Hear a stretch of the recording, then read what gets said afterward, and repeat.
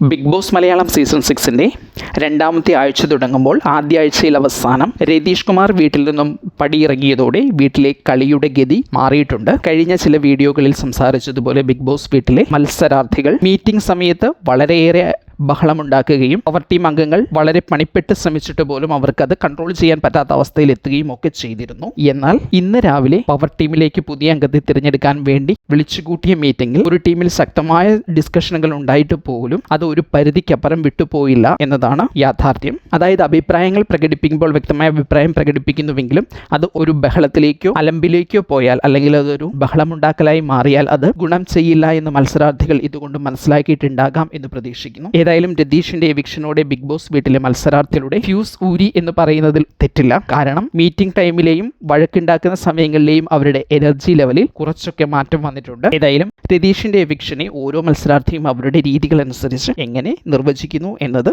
ഈ കാര്യത്തിൽ നിർണായകമാവും.